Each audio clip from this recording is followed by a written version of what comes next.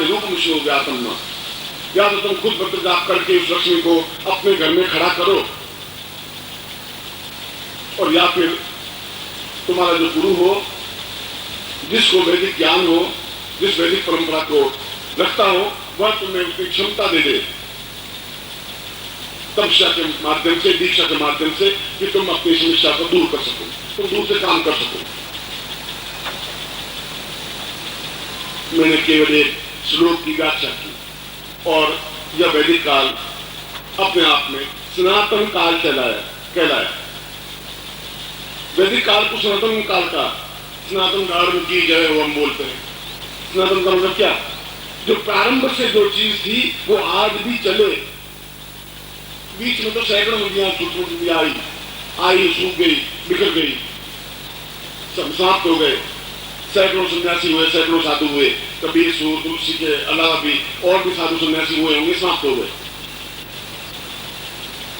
उनके मंत्र, उनके ज्ञान, उनके भजन अपने आप में बने रहे। इसलिए मैं भी सिद्धाश्रम साधक परिवार में दो ही रास्ते थे कि मैं भजन कीर्तन करूं, और हम करते हैं। हम भजन भी गाते हैं, कृष्ण का भजन भी गाते हैं, राम का भजन भी गाते हैं, उसकी व्यवस्था भी रखते हैं। मैं ये नहीं कह रहा हूं कि भजन गाएंगे नहीं, कीर्तन में भी मन लगाएंगे, आरती भी करेंगे, मगर उन ऋषियों की वाणी भी नहीं भूलेंगे जिन ऋषियों ने ये कहा है कि आप स्वयं सक्षम बने, और सबसे पहला और सबसे मुख्य कार्य यही है कि आप अपने जीवन की समस्याओं को संपन्न करें, आप खुद करें, और कोई दूसरा नहीं कर पाएगा। करेगा कब तक कर पाएगा? तब तक हम तो समाप्त हो जाएंगे। फिर हम अपना निर्माण कब कर पाएंगे? कब हम अपने जीवन की इच्छाओं की पूर्ति कर पाएंगे? कब हम दूसरे काम कर पाएंगे? और इसीलिए यदि आपने अथर्ववेद पढ़ा हो तो अथर्ववेद के बारे में प्रारंभ में एक श्लोक लिखा है, सबसे बाद में अथर्ववेद की रचना हुई, ऋग्वेद, यजुर्वेद, सामवेद के बाद। और उसने कहा कि प्रत्येक गुरु को चाहिए कि यह सनातन है, यह प्रारंभ से अंत तक, जब तक सृष्टि रहेगी तब तक ये सिद्धांत रहेगा ही कि व्यक्ति खुद सक्षम बने, तो खुद ताकतवान बने, वह खुद अपने आप में हिम्मत हौसला पैदा करे, खुद ज्ञानवान ऋषि बने। और आप सब जो बैठे हुए ठीक वैसे ही लग रहे हैं जैसे ऋषि हो, तो जरूरी नहीं जटा बढ़ाने से ऋषि बन पाएंगे, ये जरूरी नहीं है कि आप जंगल में घूमने से ऋषि बन पाएंगे। ऋषि तो वो कहलाता है जो अंदर ज्ञान का संचार हो, ऋषि स ऋषि, जिसके अंदर ज्ञान का संचार है, जिसको नॉलेज है, जो अपनी समस्याओं का समाधान में तत्पर है, वह ऋषि। जो बिल्कुल मौन रहता है, बोलता नहीं है, वह मुनि, उसको हमने मुनि कहा है। जो किसी प्रकार के मुंह से उच्चारण करे ही नहीं, उनको मौनी बाबा कहते हैं या मुनि कहते हैं। जो योग की विद्या जानता है उसको हम योगी कहते हैं। जो बिल्कुल सात्विक प्रवृत्ति का है उसको हम साधु कहते हैं।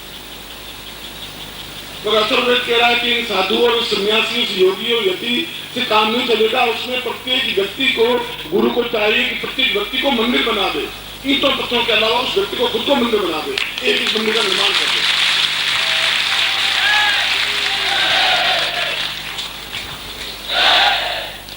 मैं वैष्णो देवी जाऊं और महाविष्णु के दर्शन करूं, मैं प्रत्येक उसमें शरीर में वैष्णो देवी स्थापित हो जाए, देवता को स्थापित करने, प्रत्येक व्यक्ति अपने आप में मंदिर बने, चलता फिरता मंदिर, जहां जाए वह ज्ञान दे, चेतना दे, मंत्र दे, साधना दे, सफलता दे और पूर्णता दे।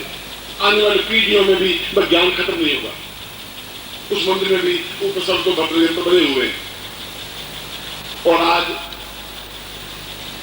5000 साधुओं में से, 5000 विद्वानों में से एक आध विद्वान ऐसा होगा जो सही ढंग से शब्दों रचना कर सकेगा। मालूम नहीं शब्दों यंत्र क्या होता है।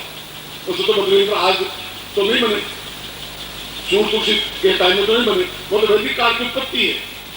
श्री यंत्र का मतलब एक ऐसा यंत्र जिसमें लक्ष्मी का निवास होता ही है, वह श्री यंत्र। ये तो वैदिक काल, और वह समाप्त हो गया। श्री यंत्र की रचना भूल गए, श्री यंत्र की पूजा भूल गए, श्री यंत्र का बीजाक्षर भूल गए। तिरुपति के मंदिर में रोज लाखों रुपए का चलावा करता है, क्योंकि उसके मूल गर्भगृह में उस प्रकार का संयंत्र सन्निहित है जिसके माध्यम से उसके जीवन में उस मंदिर में धन की कमी रही ही नहीं, कमी नहीं रह सके। इसीलिए तिरुपति मंदिर में या नाथद्वारा मंदिर में करोड़ों लाखों रुपए का चढ़ावा चढ़ता ही रहता है, उसको गणते ही रहते हैं, उनको पता ही नहीं चलता। और वहां अगर आप शिलालेख पढ़े तो उसमें कहेंगे कि सहस्राक्षर श्री यंत्र इसके गर्भ में स्थापित करने पर इस मंदिर की प्रारंभिक स्थिति बनी। सबसे पहले सहस्राक्षरी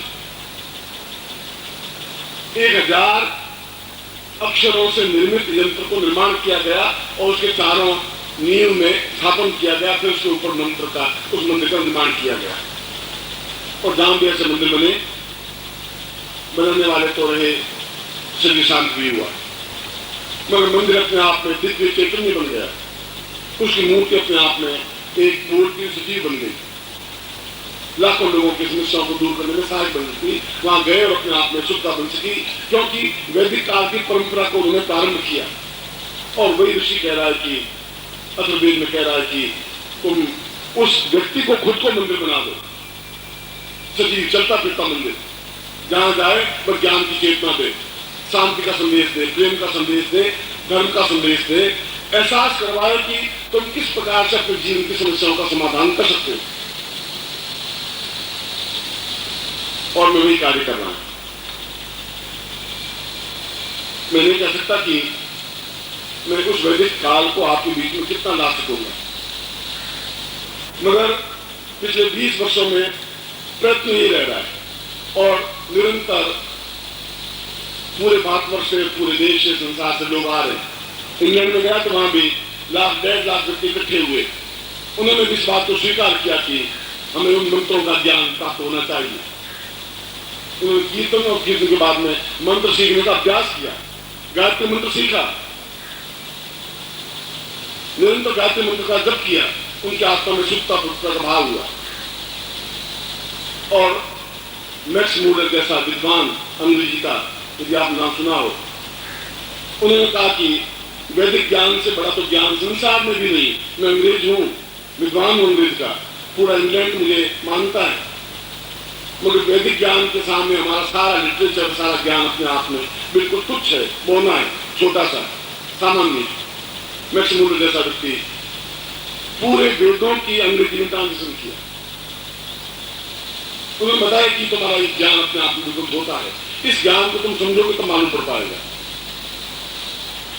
आइंस्टीन जैसा व्यक्ति मरते समय ये कहा कि यदि एक भगवान ब्रह्मा है, नियंता है, अमेरिका से व्यक्ति कह रहा है, तो मेरी मृत्यु के बाद मुझे वापस हिंदुस्तान में पैदा करे, भारतवर्ष में पैदा करे, ऐसी जगह पैदा करे जहां किसी ऋषि, किसी योगी, किसी सन्यासी, किसी वैदिक ज्ञान का विद्वान जानकार हो, उसके संपर्क में आऊं।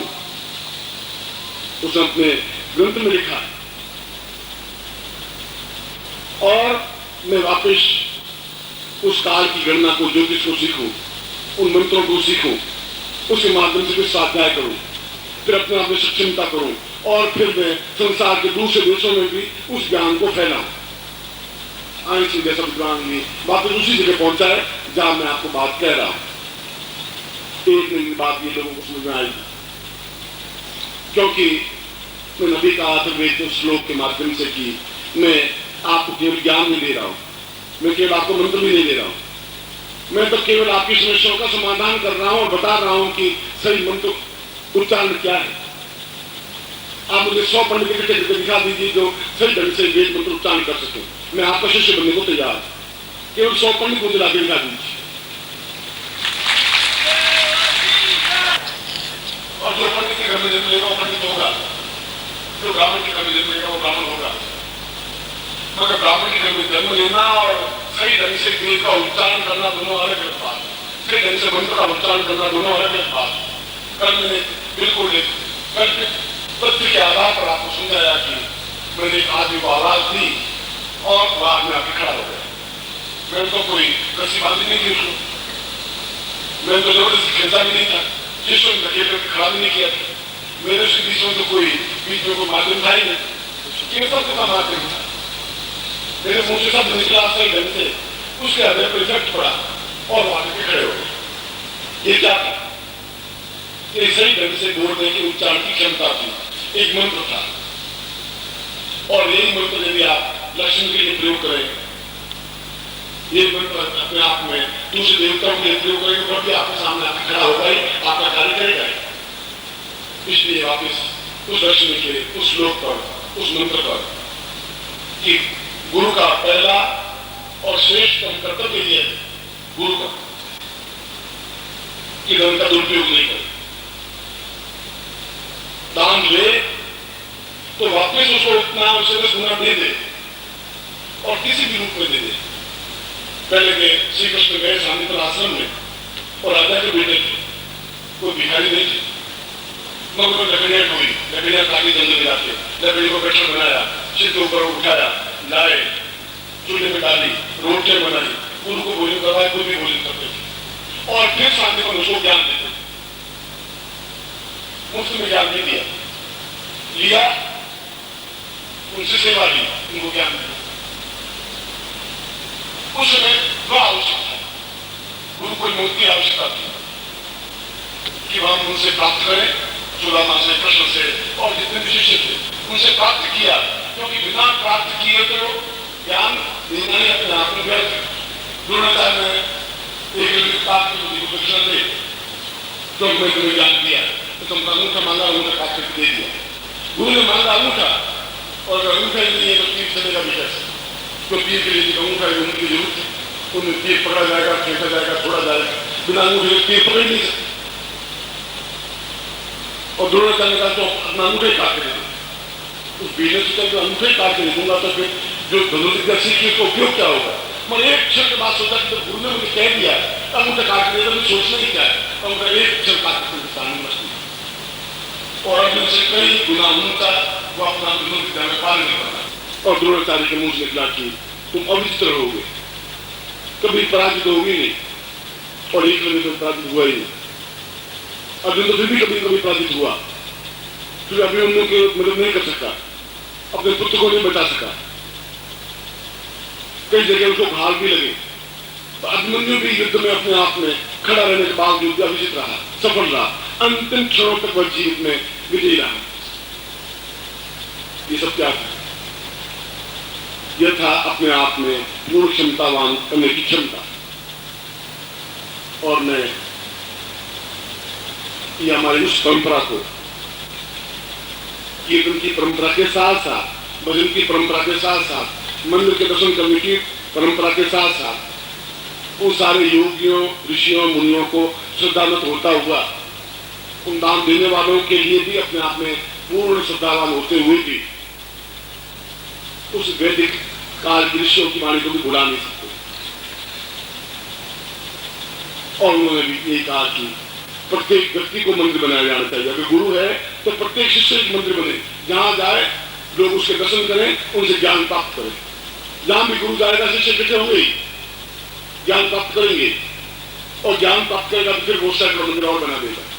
तो मैं अपने आप में 10 मंदिर और बना दोगे, चलते फिरते मंदिर, एक जगह स्थिर मंदिर नहीं, वो चलते फिरते मंदिर, जहां जाए अपने आप में मंदिर बने, क्योंकि ब्रह्म तो तुम्हारे अंदर निहित है,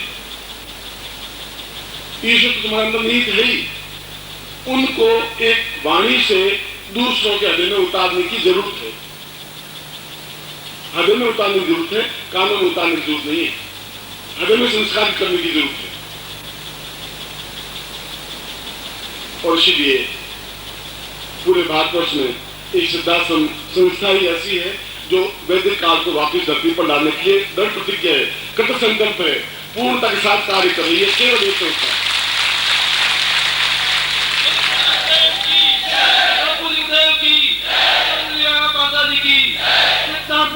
परिवार की, परिवार की, हर हर महादेव।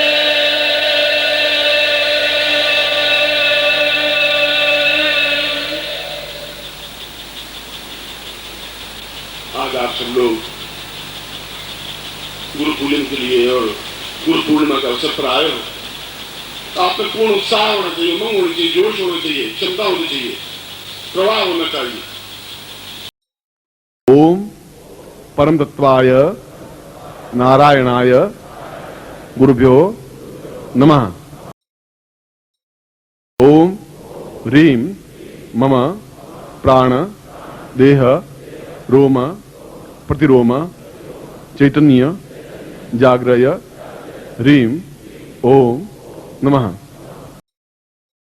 ओम भूर्भुवः स्वः तत्सवितुर्वरेण्यं